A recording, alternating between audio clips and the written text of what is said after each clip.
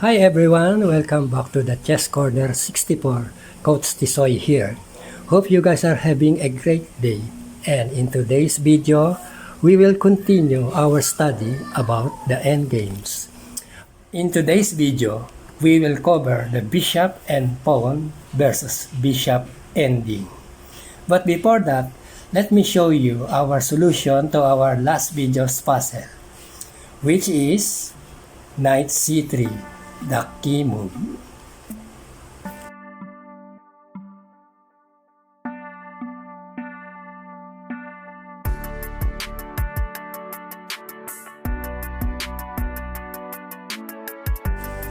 Now, the bishop and pawn versus bishop ending theory goes like this. If the bishops are of opposite colors, the defense is not at all difficult for the weaker side. Just let your king occupy a square in front of the pawn that is not controlled by your enemy's bishop, or your bishop must gain control of one of the squares in the pawn spot. Let's look when one piece are unfavorably placed. This may contain certain difficulties. This is the position. Black's position seems critical. How is he to stop the pawn? This is the position with black to move. Bishop f5, king f3, bishop d3, a7, bishop c4. He allows a8 queen, but then bishop d5 check is a draw. Now, let's take another look. Bishop f5, king e3, bishop h3, king f3, bishop f1, a7, bishop c4, and bishop d5 check leads to a draw. Let's take a look on another interesting position. Here, if it's black's move, he draws by playing king e8 and getting his king to d8. So, naturally, if it is white's move, he continues with bishop h5, preventing the passage of the king. Let us look at some possible variations. Bishop h5, bishop h3, bishop g6, bishop d7, bishop f5, king e8, and black draws. Now, if bishop g4 on move 2, black loses in view of bishop f5, bishop takes f5, king takes f5, king f7, king e5, king f8, king f6, king e8, king e6, king d8, and d7. Can white drive off the enemy bishop? To do so, it is necessary for him to get his king to c7. Suppose black keeps passive tactics. Let's go back to our main line.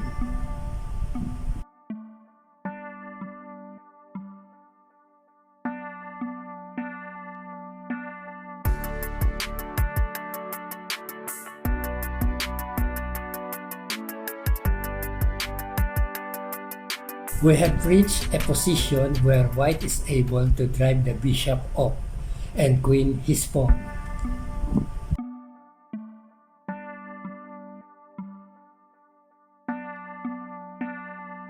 King c7 and wins. Another example is black in a position to obstruct the maneuver, driving off the bishop. White affected the interception by the move bishop c6. And black could have prevented this only if his king had been on c5, bishop g4, bishop a4, bishop d7, bishop d1, bishop c6, bishop g4, and white has not improved his position. Let us now return to our main line.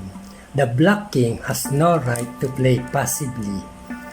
When its opponent makes for c7 square, he must also hasten towards the square c5. Let's see.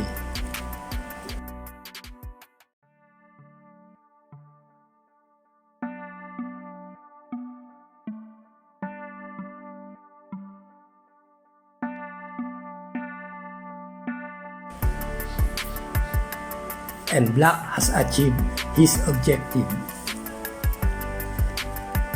However, control over the square of interception does not always save the weaker side. It is important that the bishop should also have come to work in. If the mobility of the bishop is limited, a zugzwang position may arise. Let us look at this position, guys. In this position, the black bishop is very limited in its actions. By simple waiting move, like for instance bishop h3, white puts black in zugzwang and wins the game. Another example confirming this rule. If white's king were on a8, he would win easily by transferring his bishop to b8 via a7 and driving off black's bishop. Here, black can prevent this enemy bishop from reaching a7. Bishop h4, king b5, bishop f2, king a6, bishop e3, bishop d6, bishop g5, king b5, bishop d8, king c6, reaching c6 in time. The best way to understand Churi is to examine the games of grandmasters. Here's our pictured instructional game by Larsen and Stein, Beograd, USSR versus World. Knight f3, knight f6, g3, g6, bishop g2, bishop g7, c4, castles, castles, d6. The first Indian sign, d5, d4 is a neo-Greuelpilk. d4, knight b, d7, knight c3, e5. All this sequence will be fully appreciated by those devoted to the King's Indian defense, one of the most popular choice against 1d4. e4, e takes d4, knight takes d4, rook e8, rook e1, knight g4. Black exploits the absence of h3. f3, knight g, e5, b3, knight c5, bishop e3. Larsen calmly developing a piece. f5, queen d2, f takes e4, bishop g5, unmasking rook e1, queen d7, knight takes e4, knight takes e4, rook takes e4, knight c6. Knight c6, it's a good move. If rook takes e8, queen takes e8, bishop e3, queen takes e3, wins for black. Let's continue. Rook takes e4, f takes e4, queen takes c6. Now here, if bishop takes a1, knight takes to e7, king g7, queen f4, queen e8, knight d5, queen f7, knight takes c7, queen f4, bishop takes f4, rook b8, bishop d6, king g8, e5 with a plus for white. Again, let's continue. e5, queen c5, king h1, bishop e6. Here, if queen e5, rook to e1, again, white has the advantage. Bishop b7, rook f8, bishop e3, queen e5, rook e1, queen c3. As an idea, this may be sound, but black overlooks that after these exchanges, white transposes to a slightly inferior position for black. King g2, queen takes d2, bishop takes d2, bishop d4, bishop f4, covering f2 and attacking e6 bishop. King f7, bishop f6, rook b8, bishop c6, bishop f6, bishop e3, a6, bishop d2, stopping any further advance and also eyeing c7 square, rook to b6, bishop f3, rook to b8. On b6, the rook is a sitting target for bishop a5. Bishop a5, bishop d8. If rook c8, rook takes e6 with great advantage. Rook f1, king to g8, bishop c6, bishop f7, g4. Slowly gaining grounds. Bishop e7, king g3, rook d8, rook d1, bishop f6, h4, bishop e5, king g2, rc8, g5, king to g7, bishop d7, plus rook d8, bishop g4, d5. Obviously, the struggle must flare up around the open d file. Bishop f3, h6, g takes h6, king takes h6, bishop d2, king g7, bishop g5, rook to d6, bishop d5, bishop d5, rook d5, rook d5, c takes d5. This is the point of our study, the bishop versus bishop and pawn endgame.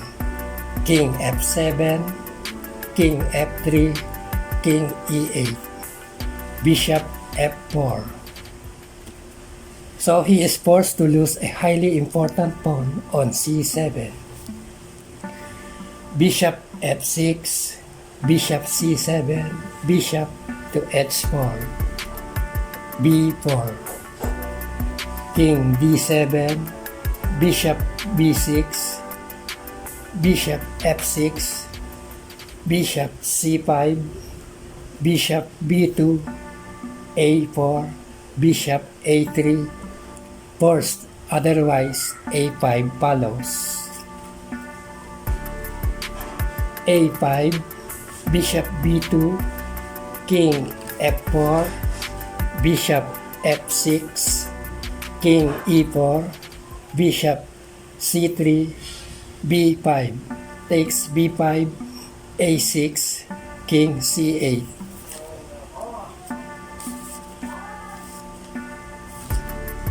d6, king to b8. White ties up the black king. The rest of the game is simple exploitation of advantage. King d5, bishop f6, King C6, G5, King B5, G4, King to C4. Now white took steps to neutralize the G pawn. First,